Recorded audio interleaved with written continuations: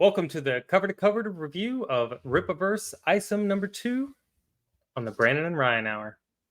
I'm Brandon. And I'm Ryan. And we both have copies of the comic book here. Ooh, fancy. We do. Mine's not in the plastic, though. Mine is because I care about it. And I want to keep it nice. Does you care about Will it, you Ryan? not? You care about Don't it? put your face all over it. What is your problem? I got a bunch. Okay. All right. So, yeah. I guess it's been a year in the making coming out with ISOM number 2? Yeah, it's been about a year since the last one the campaign started. They didn't actually ship out last year until late August, early September. Yeah, which would be about a year ago. Right. Right. But they launched the campaigns both in July, a year apart. But they started shipping out this one at the end of July before they finished the campaign. So companies made improvements on shipping. Yay! Yay, improvements. I love shipping. Anyway. All right, so you guys should go check out our unboxing video of Ryan's haul. Which one is this? What do you mean, which one is this? Which cover is this? Oh, that's cover B. Ah, okay. Which one did you have there? Cover A. I like this one. Okay. I like B. And then there's also the fancy foil holographic one that's cover C. The foil one's pretty nice. I like that one. It's shiny. It is shiny. Good job, Brandon. All right. So, did you read it? Yes, I read it. Okay, good, because it'd be hard to talk about. Yeah, it would be hard to do a cover-to-cover review if I hadn't read it. Unless we literally just did a cover review. All right. Front cover, good. Back cover, eh. It's got words on the back. Review over. It's got words on the back? Oh, I didn't even read it. It does have words on the back. Wow. That's cool. Yeah. Anyway, all right. So, all right, what did you think? I was less excited about this one than I was about the last one. About the first one? Yes. Okay. So I kind of like the story a little bit more in the first one. This wasn't bad. I just had a few little nitpicks here and there that made it a little less enjoyable than the first one. Okay. But outside of that, the artwork is still very solid. I like the artwork. There's no issues with the lettering. Nothing's like there's not too many speech bubbles here and there. There is not covering up too much art. And the dialogue makes sense where it's at. So. Yeah. Yeah, and the speech bubbles, there's only one of them that I think I read in the wrong order, and I don't know. Okay. I was like, I don't know. I don't remember which one it was, but to my eye, it didn't flow right. All right. So, but it didn't like mess up anything. Or didn't really change anything, but. So what were your initial opinions of the second book? I like this story a little bit more than the first one. I had no opinions about when the first one came out. I was just like, whatever. So the first one seemed to be really slow and just kind of drag and not much happened, from my opinion. But this one, there's a lot more action. There's a whole bunch of character introductions. You actually get a little deeper into the world. Okay. Instead of it just being a personal grievance story. There is one part in here that I like not technically, but like I guess the layout. I don't know if it's It's confusing, but we'll talk about it. Maybe you can square me away, All right. or we can be like, no, this is stupid, or a mistake. I don't want to call anybody stupid. All right. Um, so it basically picks up where the last one left off. His sister's going to work. Mm-hmm. Boss just lets a known thug Into the building, into her into the office to building, wait. into her Yeah. office, which has like all kinds of security in it. It's got facial recognition security, and he's just letting thugs in the office. Yeah. All right. But it seemed like he had an agenda, though. It seemed like he did it for a reason. Yeah. Well, I can't also tell don't know if he's if a good guy yet or not. I also don't know if he specifically let them in or if he just didn't stop them. Because later in the book, he's trying to find out who has compromised his company, and you get the scene with his driver in the car. Mm-hmm. So I think he may have known what was happening and Oh, just didn't stop it. I don't think he actually let them in the building. okay, okay. See, I got the impression that he was like, "Yeah, come on in, go wait in her office." That was my first impression, but that kind of makes more sense that he was, Like his company was like he compromised. saw So, them come in the building and was like, "All right, let's see how this plays out." right. And then him and security like were on him. Yep. Okay, that makes more sense. He's a pretty buff dude for what I'm guessing is like a tech company. Yeah. That's what it looks like. It looks like a tech company, but yeah, Yeah, they drew him like he's quite swole. yeah, and I mean for the most part, they drew all the guys look like they were guys, and the women like they were women. Right. There's nobody that's like, Questionable. right, or there's no like, like super skinny like beanpole looking people, guys or whatever, walking around in skinny jeans or whatever. Okay. Anyway, the guys look like guys. I don't. This guy. Okay, yeah. So then that confused me. All right, so this story like goes all over the place. Yeah. Which is kind of. I liked it, but at the same time, there's like too much, maybe. Okay. Because it goes from that scene in her office to years ago to when he had to fight Chadran. Yeah. Whatever that guy's name is. Shadran? Shadran? I don't know how it's Chadran. pronounced.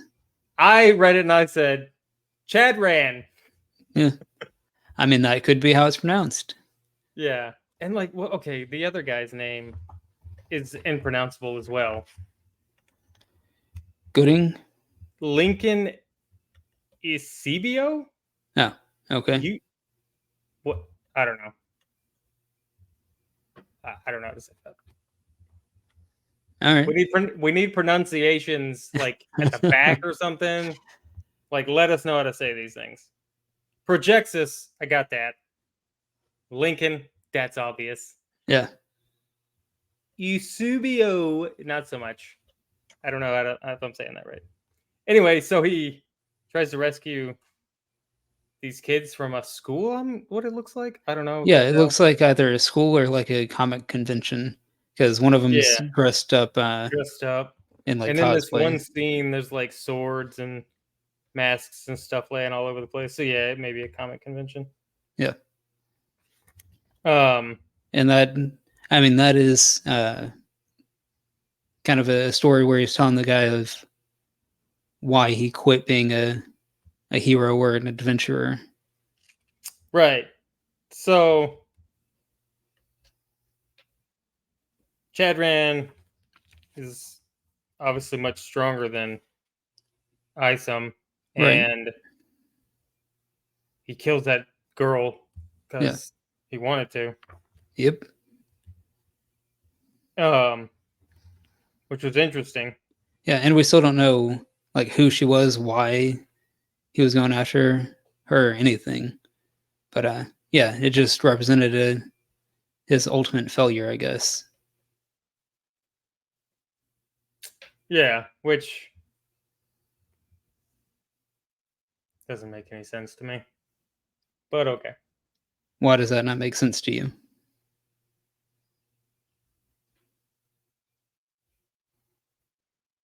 Why he quit. Because somebody he was trying to protect got killed. And he was like, hey, I'm a failure. I can't protect normal people. Why should I be doing this? Okay, yeah, that's stupid. Okay. But I mean, a lot of people, like a lot of police, if they get into situations like that and somebody dies on their watch, they do the same thing. Oh, this clearly isn't the career for me. So, I mean, I can get it. Right, I get it from like the police because maybe it's not the job for them. Yeah. But he has extraordinary abilities, ergo, it's a calling, ergo, he must do the thing. Okay. Just because people die and he's not able to save everybody. It's like it'd be like if a doctor was operating on a patient and they died, and they're like, "Well, I can't ever do this again because people die. Everybody dies, dude." Yeah. Anyway, it just bugs me because I feel like a lot of people, not a lot of people, a lot of stories use that as a way to make the hero, I don't know, like give him a comeback story. Yeah. But it's, I don't know, it seems to me it's cheap and I don't like it. All right. Yeah, I didn't have any issues with it, but if you did, that's completely fine. What I do have an issue with is the page after. Like, he's a few years ago, and then the next page, he's sitting in an office talking to a guy. Yeah, that's the guy who made the suit. Right. That he would just told the story to. Right. Okay. But it doesn't say now or anything. And then it goes into this fire thing with those creatures, and I'm like, is this before ISOM 1? Is this years ago still? And then I was like, no, like after like I was like going through it, I'm like, this can't be years ago. Right. Like it had to have gone back to the present. Yeah, they just didn't transition that well. But it didn't make sense because this page here where he's talking to the guy who made the suit. Didn't he talk to the guy who made the suit in the first book? He did, but I don't think they finished the conversation. Because like he got his old suit back and then they ended it right there. So there was no, hey, now I'm going to go do this or do that. So it feels like this is after that, because the guy ends up making him a new upgraded suit after that. In this book, he gets a second upgraded suit. Right, but here it says, the next time I see you, you had better only be here for upgrades, no more quitting. Right. Correct. So in this page, he's quitting. I don't think that's him quitting. I think he said, hey, you quit one time, don't ever do it again. That's the read that I got on it. So like, hey, you came here, you quit, you're back for your suit again. Now, I'm telling you, don't quit again.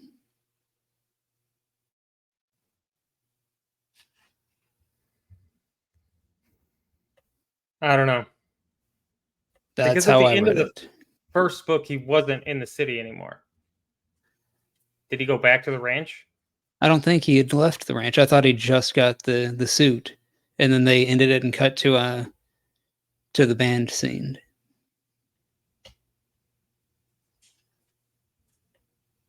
I don't think he Right. So he how does even this left. make sense in the story? I don't know. He could be coming back for something. Could just be talking to the guy again. I don't know. Because the implication is that this picks up right after the first book. Or this could have. Yeah, I don't know where that fits in. It could be like a few days later he's back to talk to the guy for some reason. It doesn't specify, so Right. I think that's just open for This interpretation there. transition from a few years ago to the present isn't clear. Okay, all right. That's my main. I think that's my main issue with the book. Is that I think they could have made that a little bit more clear. Um,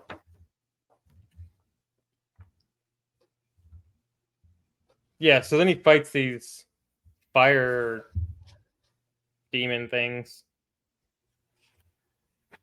and gets roasted. Mm-hmm. I feel like he needs to do some more training. All right. All he does is punch things, Yeah. and if he's that strong, he should probably learn how to do other things than punch. I mean, he's done other things. Like Like I don't he know. ran one guy into a wall last on the. Yeah, but those aren't technical things. They're just brute force things. Like he's just brute force, All which right. doesn't always win because he got stabbed in the arm. Like I don't know. Yeah. Work on your speed or something there, buddy.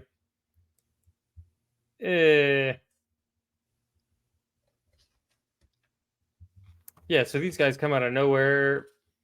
They stab him, run off, burn Mm-hmm. down Well. the place, Yep.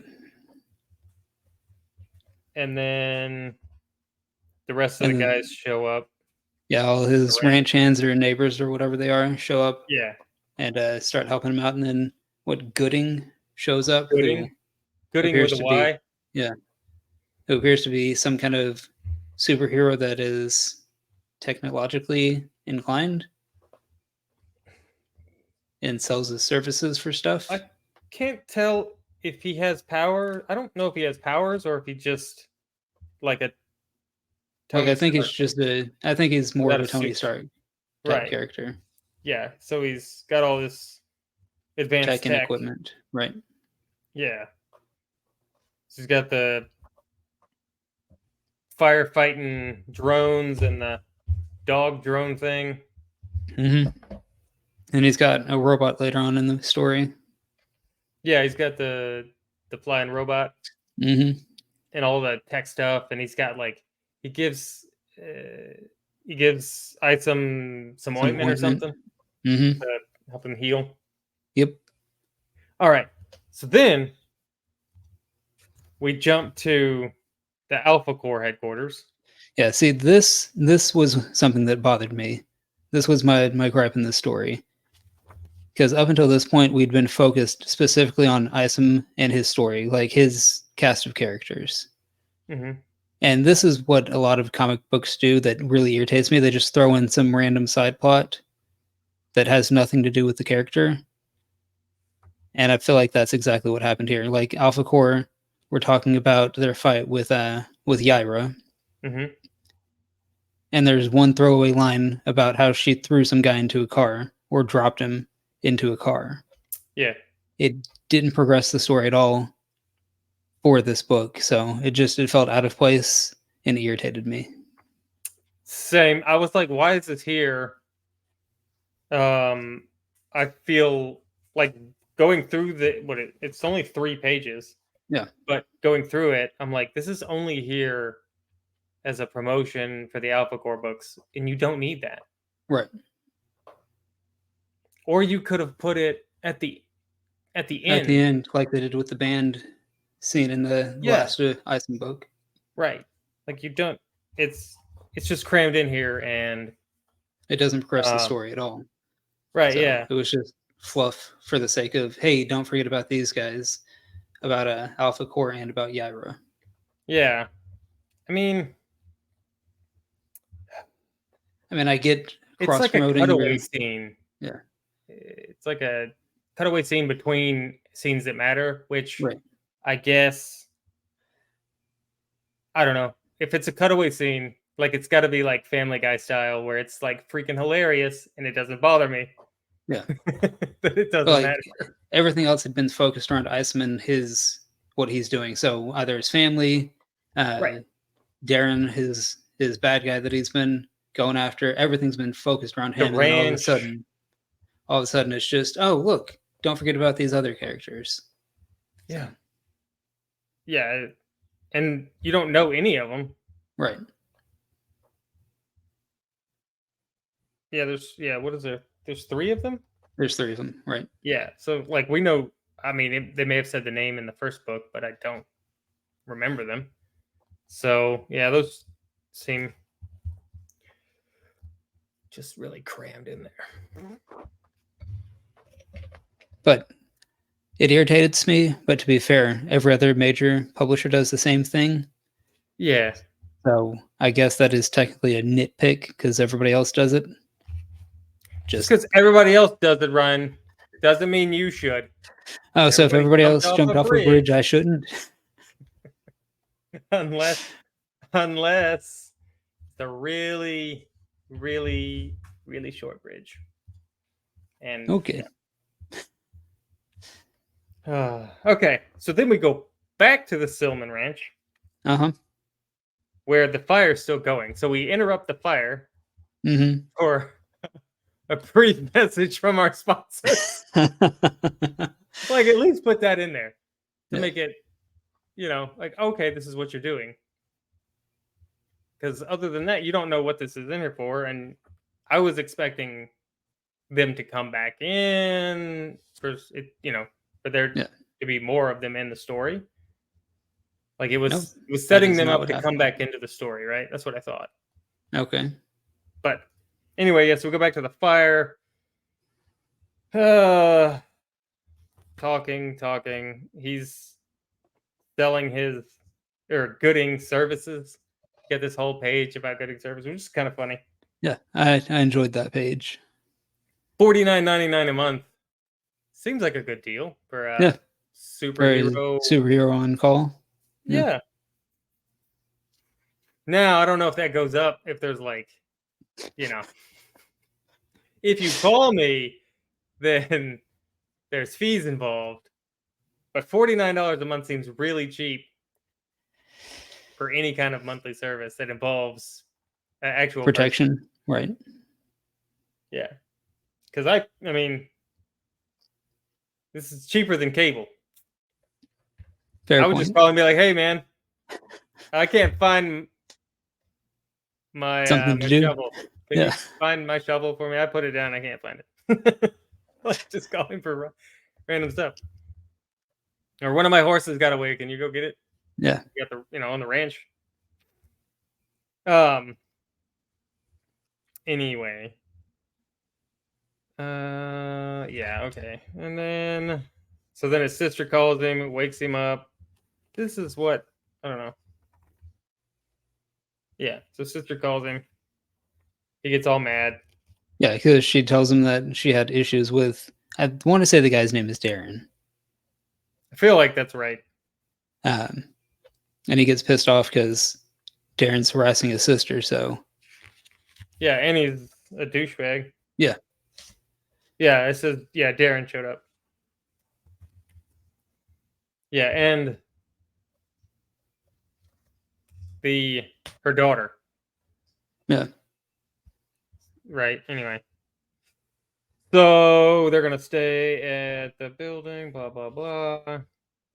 Then you got the Darren scene where it just seems like he's being a crybaby. Yeah.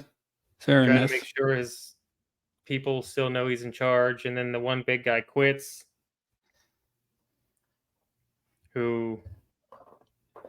Yeah, that's the guy who got tackled through a building last issue that you thought was dead. And I said, no, he's not. Well, I didn't know he had powers. He's gigantic. How would he not? Sometimes they have the big gigantic guy that's just a big gigantic guy. Okay. If he was a regular person, he should have died. Right, but obviously he's not a regular person. Right. And I'm just saying, I called it correctly and you got it wrong. So I like being right. If we had a 50-50 shot. I was right. I mean, that's all there is to it. I guess. So then he's yelling at everybody, fires that guy. I mean, this doesn't really do much for the story. Yeah, but he still is somebody that ISOM is going to have to come back to. Yeah. So I didn't feel like it was a And then- waste of time or pages. I don't know. I feel like they could have made it a little shorter Okay. or actually done something because they didn't. Only thing that happened is he asked the guy for information. He said, I don't know anything. And then he fired him. Right. And then he tells everybody to get back to work because we still got to make money. So like, get back to doing whatever nefarious stuff that we do, because it doesn't really say what he does. Yeah, it doesn't say what he does, but I kind of get the impression that he's like a kingpin, like a gangster who's Mafia guy where they're into Right. everything. right. Yeah, that's what I was going for. And then we get the Obertonic Arena in Texas, where there's a wrestling, A wrestling event. yes, with this wrestler who's mad because he lost the title. Uh-huh. Which I don't Remind think you of anyone? I don't understand why that was there either, other than just, hey, here's a wrestling scene. I didn't hate it because he kept talking about Texas. Yeah. And did this wrestler, what's his name? I don't remember. Dang it. Yeah, I don't know if they said. Called him a son of a gun. Anyway, did he remind you of anyone? No, I've never been big into wrestling, so no. Oh, it's Larry Suge Knight. Yep. It's giving off Steve Austin vibes All right. with the bald head, the goatee, mad from Texas. All right. I mean, I'd never got into wrestling, so I mean, he, kind of looks like Stone Cold Steve Austin. I don't hate it if they did all right. model it after him. If they would have modeled it after anybody else, it would have been more obvious. But Steve Austin is kind of a generic looking guy. He doesn't have, a crazy get up. It's not the Undertaker or Kane where Right. they've got a distinct look. Anyway, so then it jumps back to what is the place in the Projexis headquarters? Yeah. And he's turning off the TV. And I'm guessing it sounds like he owns that. Yeah, it sounds like he's the owner of the company. Yeah. I've never liked these type of events, but business is business. Okay. And then he gets in the car, and this And lady shows up. Yeah, so that's obviously Yaira, because when she walks away, her hair starts lighting up blue. Oh, I didn't catch that. I Yeah. was looking at her mouth, and I was like, "What the frick is wrong with her mouth?" Yeah. Can you see? Like, I don't know. Her mouth is kind of. That is where my eyes went. Okay. But yeah, I see the blue now. Yeah. Okay. But yeah, so this leads into what? So she works, or she's like a contractor for him doing something. Yeah. Anyway. Yeah, so this is where it leads into him getting in the car with his driver, and then learning that his driver was working with Darren and co. Is it just a driver? It seemed like he was a little more than a driver. I mean, I don't know what his other responsibilities are, but in the car he is driving, so. Right, yeah. But it kind of seemed like he was like not a right-hand man, but, somebody that. Like a security guy? Logistics or something. Okay. Yeah, and then he just straight up kills him. Yeah. Crashes the car into a brick wall and gets shot out the front of the car through the windshield. Yeah. No plans of dying tonight. I'll even give you the ride. I don't get it. Well, he's giving him the car. He's letting the guy keep the car that's getting wrecked. I guess. But So the I didn't get the deactivating the windshield. Well, I'm guessing it had some kind of a protective layer on it, like a force field or something. So, Okay. so that way he knew he was going to go through the front windshield. So it's like, hey, if I deactivate it, it won't stop me. Right. I still feel like that would have killed him though. Well, it depends on if His he body has, would have just smashed into something that wouldn't have moved sooner. unless he's got some kind of superpowers as well, which is a possibility. Nah. He's just a driver. No, I'm talking about the owner of the Oh, the company, owner. Well, the guy he. who went flying out of the car on impact. What? The owner who crashes the car Yeah. flies out of the front windshield. So I'm thinking he may have some kind of superpowers. Did I? The owner flies out the windshield? Yeah, when they crash the The guy with the car, stupid name, Lincoln? sure, Oh, yeah, it is the passenger side. I know. I just assumed it was. He took the other guy's seatbelt off so he would fly through the windshield. Because it looked like he was grabbing his seatbelt. I think it was trying to keep him in the seat. Like, hey, you can't leave. You're going to die. Which is why it says you can keep the ride because he's getting ejected from the car. Okay, I thought it was the other way around. Where it says, I'll give you the ride. Like Yeah. the ride through the windshield. I don't know. Like the ride, like the car. Like you're Well, going to stay in the car. I Okay. get it. There's just multiple ways to read this, clearly. Yeah. I mean, if you're dumb, there's multiple ways, or there's Because the it right way. doesn't show you it intentionally shows you the scene the thing where Lincoln is holding on to the seatbelt. It Okay. doesn't show it doesn't show him taking it off. But then on the next page it shows him going, or it shows the passenger going through the windshield. Right. So yes, clearly he's got to have some kind of powers or a airbag jacket. Okay. I guess that could make sense too. But with the Projexis thing, he could have given himself powers because whatever he's into. Right. Yeah. Because if there's people on the inside of his company that are nefarious, Mm-hmm. he's probably not doing everything up to snuff. All right. Anyway, so then Avery go gets his gun,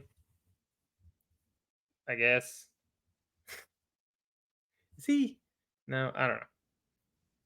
Then the lady that the guy who's missing his wife shows up, so then they go to Gooding's place. Gooding's place. Yep. Yeah.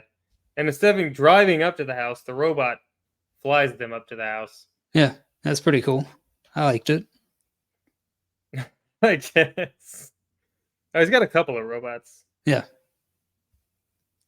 Um. And then she just passes out for some stupid reason. Yeah, when he starts telling her the story, she passes out, and then they start talking about human DNA and stuff. Yeah. And basically that entire scene is just a setup for him to go meet Bloodruth. Yeah. So And how the did you weird feel creatures. how did you feel about Bloodruth when she showed up?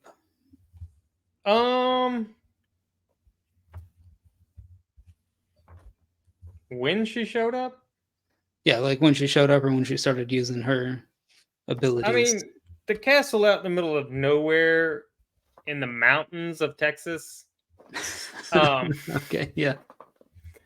With a moat and wolves and a dragon and some kind of bird.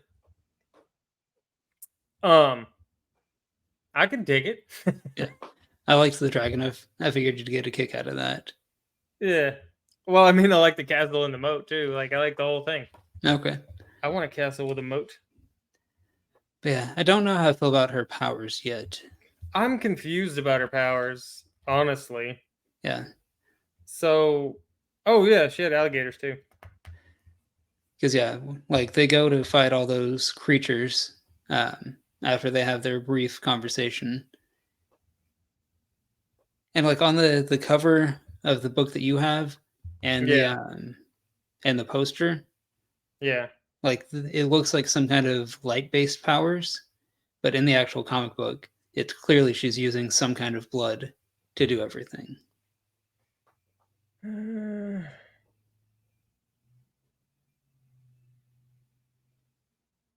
I mean, yeah, here it's very shiny. Right. It's So almost it's like an either electrical power. like fire or some kind of electricity or magic. Right. Uh-huh. But yeah, when she used the power, it definitely looks it's not shiny Yeah, I like mean it it's is. it's clearly made to look like she's using blood for her powers. Yeah. So like there. Yeah. But I'm not sure like what the blood does. That's what I was Uh, confused about because the first time she uses it,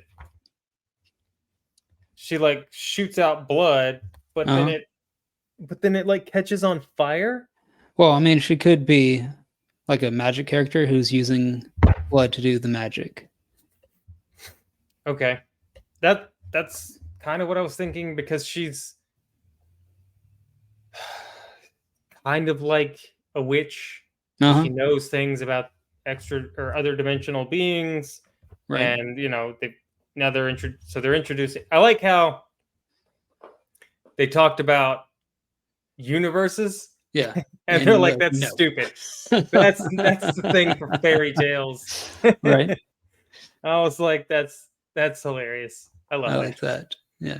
And then they talk about hell and other dimensions, and I'm like, Hmm. okay, those are things that I can get Understand and get into. behind. Yeah. Yeah, Not, hey, multiple universes where there's just to slight exist variations here and there. Right. and all this stuff, different timelines. Oh yeah, it's just stupid. Yep. So Yeah, then they go fight these creatures, and like he had a problem taking on two of them when they first showed up and surprised him. But then when he gets to their nest, he has no problem taking them all out. I was thinking the same thing. I was like, how the heck? Like they show up Well, and so when he first meets him, he's not in his suit. So I'm wondering if his suit gives him some kind of increase in abilities. But also, it didn't well, make a whole lot of sense I how guess he. the suit is probably. They said the suit was made out of some kind of material, otherworldly material. Right. So it may be it may have some indestructibility components to it. Some like lessens the impact or damage that he takes. Um, so maybe, Maybe but that, and he's also, not being caught off guard as well. yeah, that's fair. He's actually going into a fight, like knowing he's going into a fight, But and it he's did catching kind them of off guard. it kind of threw me for a second because I was like, he had problems dealing with the first two, but now he's fighting, I don't know, 50, 100, 200 of them without any problems. And not only that, but he jumps off of the dragon and Uh huh. falls a great distance to slam into one of them. Yeah, which was freaking awesome. But when Yaira dropped him from the car, it's not okay. Yeah, but again, he wasn't wearing a suit when that happened either. Yeah. So And if his suit has some kind of like yeah, absorption and I or think he durability, said um it is made of otherworldly material and is a true one of a kind. The shock absorption can handle great falls. okay, So, okay. Um but what I is still a little unclear is at the beginning when he's fighting Chadran, hmm, and he punches Chadran in the back of the hand. It looks like he jacks his fist up. yeah, but that was his original suit. But he gets But a his second hands are suit. exposed, so what does that have to do with his hands? Ah, okay, I don't know. Right. maybe Chadman is just more indestructible than these things are. I don't know. Maybe. Anyway, yeah. So he's taken on what seems to be like hundreds of these things. Yeah. Well, Bloodroot goes to save his ranch hand friend, whatever you want to call the guy. Yeah, I don't know. And do you know? So, like, when she's running out of the cave after she gets his friend, Yeah. his back, there's something on his back that's lit up. Yep. Don't understand what that is yet. I was thinking that it was dumb. Okay. Well, and so like he's in this cage, right? This demon cage, and she destroys it, and everybody in the cage is dead, Right. except in him. And he's got the like it's like three things, and then another one, and then and then an M. I don't know. Okay, I was just making sure I didn't miss anything there. Like it just No. That's the only glimpse that you get of it, and they never. Yeah, it's They just don't come those back. two. You see this image where it's dark, and then this image where it lights up. Okay, I was just making sure I didn't miss anything. No. And then I don't.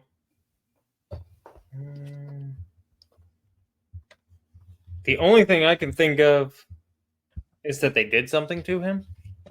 All right, yeah, that could be it.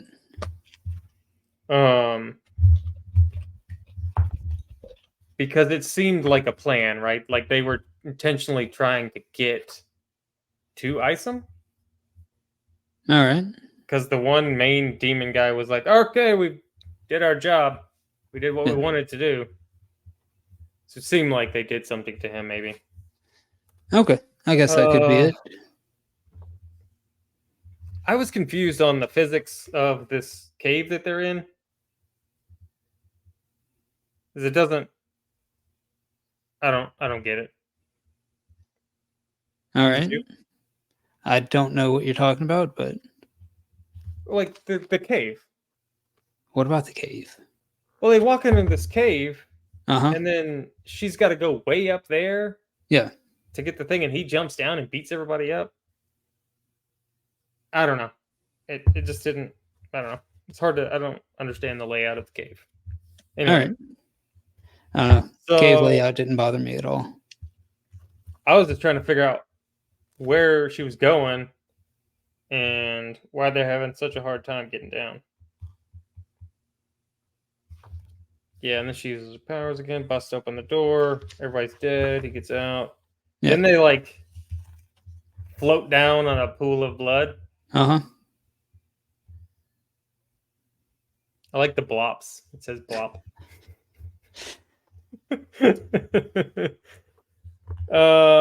Then they escape. Did he fight the big guy or no? I don't think so. Okay, so what was the at the end of the fight? Did ISOM do that, or did that thing explode itself? I don't remember. Because I couldn't figure it out. Okay. Because it like launches him up. Anyway, and then there's an explosion, and yeah, and then it's the last page with the big giant looking demon guy who says he must be eliminated. Yeah. So for some reason they want to kill ISOM, which we have no idea why. Right. That's the end of the story. There's a lot of story up in the air, which isn't a problem. Right. It's just a long wait to go. So overall, I like this one better because it seemed like it was faster paced for me. Okay. And there was more fights. I liked most of the characters that they introduced. Yeah,